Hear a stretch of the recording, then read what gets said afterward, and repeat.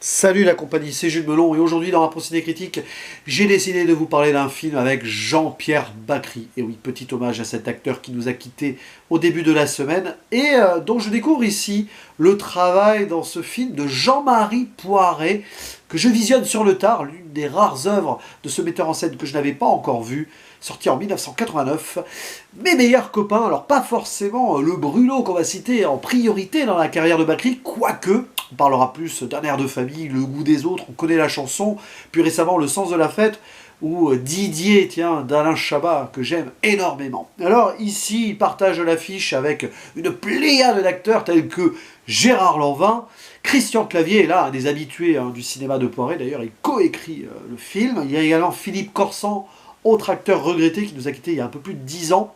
Jean-Pierre Daroussin est là, ainsi que la québécoise, et chanteuse aussi, en plus d'être actrice, Louise Portal. Et quelques seconds rôles qu'on peut citer, les habitués de Jean-Marie Poiret, là aussi, Marielle Chazelle, tiens, qui campe le rôle de l'épouse ou de la compagne, je ne sais plus trop, de Christian Clavier. Il y a Jacques François qui joue son père, voilà. Et puis d'autres qu'on peut voir, pas forcément dans des films de Poiret, mais ailleurs. Didier Peigne, alors pourquoi je prends l'accent du Sud pour Didier Peigne, parce que pour moi c'est quand même le rôle qu'il a tenu en priorité dans sa carrière dans La gloire de mon père et le château de ma mère. Mais là il a un accent québécois, voilà.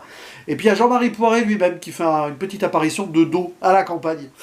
Voilà, bon bref, tout ça pour dire que il s'agit ici d'un film choral de potes, d'où le titre, et peut-être l'œuvre la plus personnelle de Jean-Marie Poiret qui parle presque de sa vie là, puisqu'il a eu une jeunesse dans un groupe de rock, comme ses personnages, et qu'il a même été un peu hippie.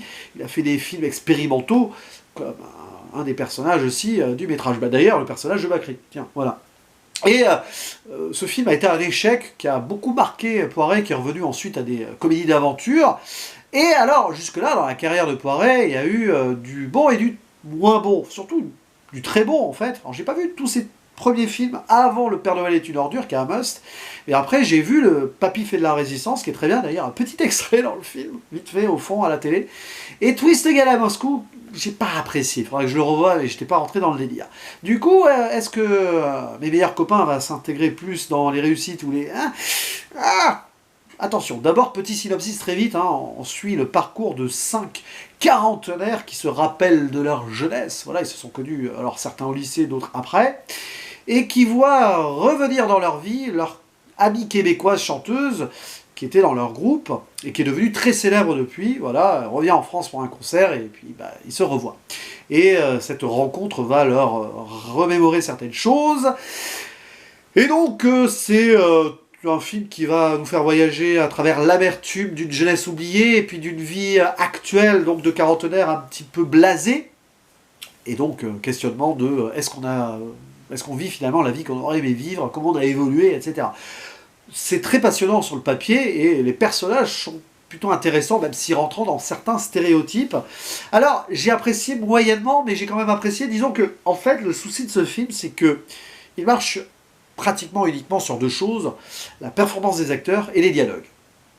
Pour le reste, les histoires de passé, de coucherie, de machin, tu m'as trompé, tiens, au fait, oh là là, oh avant on était jeunes et cons, mais on était libres, maintenant on est vieux, un peu capitaliste et tout, réflexion sur les classes, tout ça, parce qu'il y en a un, par exemple, qui est devenu l'employé de son patron, alors qu'ils sont potes à la base, voilà, et puis ses regrets, etc. Bon, c'est psychose ou c'est névrose aussi, à travers le personnage de Clavier, qui est quand même en couple avec sa psy, et qui a eu des soucis de famille et pas que. Bref, tout ça, le problème c'est que ça fonctionne sur des scènes comme ça, des petites pastiches, des sketchs, mais sur la durée du film et sur le déroulement de l'évolution et du scénario, c'est un peu long pour ce que c'est. Il dure 1h45 le film, je pense qu'avec 20 minutes de moins, avec des trucs plus condensés, ça aurait été pas plus mal. Et le choix de la narration sur flashback, par contre, se justifie, mais à un moment te perd. Un tout petit peu. C'est-à-dire, t'es là dans le présent, tu en viens, dans le passé, puis les flashbacks évoluent en progressif, c'est-à-dire on les voit enfants, puis ados, puis jeunes adultes. D'ailleurs, c'est très drôle parce que entre les années ados où ils ont 17-18 ans et adultes où ils ont 19-20 ans, on change d'acteurs des jeunes et on les met eux avec des perruques. Oui, bon, il n'y avait pas de rajeunissement à l'époque, et bon, voilà, suspension consentie d'incrédulité ici, on y croit ou on n'y croit pas, peu importe. Et ça donne lieu à des joutes, quoi. C'est je t'aime moi non plus entre eux. Et puis, c'est la question philosophique, voilà, éternelle. C'est que quand on est jeune, on veut changer le monde. On est là, surtout époque années 60. Et qu'en fait, on se rend compte que en vieillissant, c'est plutôt le monde qui nous a changé. Et c'est clairement ça. Et donc, on a la narration du personnage de Clavier, hein, qui est dentiste, qui est devenu comme son père, alors qu'on le voit au début, enfin, dans ses flashbacks, il s'oppose à celui-ci. Puisqu'il a été, il a tenté d'être en couple, puis finalement non, puis avec la chanteuse, là, voilà, qui a un petit peu passé d'un homme à un autre dans le petit groupe d'amis, plus ou moins. Et voilà. Alors, le souci, c'est que un film qui est porté assis par ses interprètes et ses dialogues a ses limites. C'est très bien. Après, il y a des gros défauts. Pas que l'histoire. La mise en scène, on a l'habitude avec Poiret, on l'accepte, moi je l'accepte. Mais ça passe très bien dans les comédies d'action qui bougent parfaitement. Le côté montage saccadé, plan bizarre et tout. Là, moins quand même. C'est que tu as des discussions qui sont hachées au couteau avec 3 plans à la seconde presque, hein, j'exagère. Et pourtant, c'est drôle, le film s'ouvre sur un plan séquence au resto et se termine sur un plan séquence dans une maison de campagne. Et oui, peut-être que c'est les plus gros plans séquences de la carrière de Poiret. Non mais voilà, là où la mise en scène de Poiret va fonctionner sur le truc plus actionneur et tout, là un peu moins quand même, hein, le côté plus théâtral, action, là c'est quand même théâtral, mais voilà. Puis c'est parfois un peu vain quand même. C'est pas que on s'en fiche de leur vie, pas du tout, on s'attache aux personnages, parce qu'ils sont bien interprétés. Mais bon, voilà, c'est quand même des clichés sur pattes, certains. Le chef d'entreprise, le gars qui était hyper à gauche avant et qui devient un peu à droite, voilà, capitaliste. Donc le névrosé dentiste. Le directeur commercial chez Contrex, interprété par Bakri. Oui, un placement de produit pour Contrex, directement avoué. Qui a une évolution sexuelle dans le film, voilà. Qui a ce côté un petit peu détaché des choses, qui est typique de beaucoup de rôles de Bakri, même s'il est un peu moins râleur que dans certains films ici. Et puis bon, tu as le metteur en scène, qui est donc joué par Philippe Corsan, qui faisait du théâtre expérimental et qui là fait des trucs plus terre-à-terre, vous voyez l'évolution.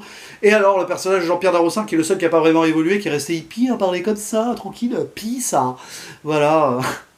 Coupe de cheveux improbable.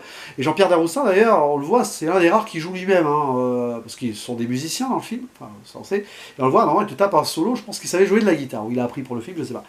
Et puis oui, puis la musique, ça c'est cool, par contre. Autant, voilà, les clichés, la mise en scène, voilà. Et la musique, elle est cool, parce qu'on voyage, donc, de la musique d'enfance-adolescence, Rolling Stones, Pink Floyd, Zappa, après un truc plus progressif, hippie, psyché, à la Jethro Tull, etc., Led Zeppelin, alors c'est trop drôle. Hein. Et on voit que Jean-Marie Poiret était un rocker lui-même, c'est clair. Lui aussi, il est entré dans des délires un peu psychotiques.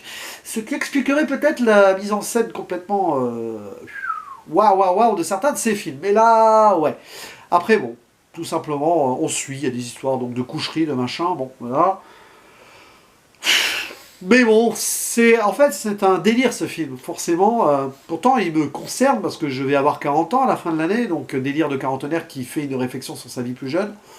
Mais bon, il faut avoir vécu, je pense, un peu avant, au moins les années 70 pour être à fond dans ce genre de métrage. Ceux qui ont la cinquantaine aujourd'hui ou pas loin vont apprécier ce film, 50 à 70 ans.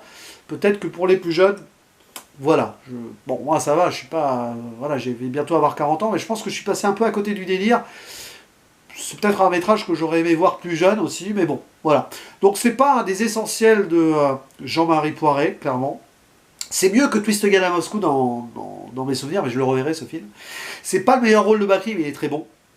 Bakri, ça restera, voilà, pour moi, le manager, l'agent de foot dans Didier, et puis le goût des autres aussi, ce rôle, voilà, avec Gérard Lanvin d'ailleurs, tiens, avec qui il a joué dans le film.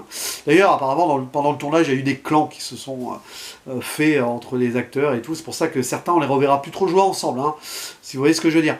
Et autre anecdote, je parlais de films très générationnels et très, surtout personnels de Poiret. Donc, oui, il a eu son groupe de rock plus jeune, tout ça, mais aussi, en plus, il a connu cette histoire d'une chanteuse qui a quitté le groupe pour faire sa carrière internationale connue, puisqu'il avait joué plus jeune avec la chanteuse des Pretenders, figurez-vous. D'ailleurs, dans le film, il voulait prendre une chanteuse anglophone et tourner le film en anglais, la plupart, mais le producteur a dit non, allez, fais tout en français, donc il a pris une québécoise, voilà, pour garder le côté international. Et dernière anecdote, la relation qu'a la québécoise avec son manager Marie, ça rappelle Céline Dion et René, hein. Clairement, à l'époque, ils étaient probablement déjà ensemble, pas encore mariés, je crois, mais Je pense qu'il a voulu singer un petit peu cette relation. Voilà. Mais sinon, c'est cool. Mais ça restera pour moi assez dispensable. Voilà, ça se voit une fois, c'est divertissant. Je le reverrai peut-être un jour, mais pas garanti. Petit 6 sur 10, mais ça reste positif. C'est quand même feel good, réflexion, analyse, et puis de très bons acteurs de toute façon, donc ça fait plaisir. Et puis voilà, paix à son âme, à Jean-Pierre Bacry et aussi Philippe Corsan d'ailleurs, au passage. Et Didier Pain aussi, qui est mort il n'y a pas longtemps. Bref, je vous dis à la prochaine. Ciao.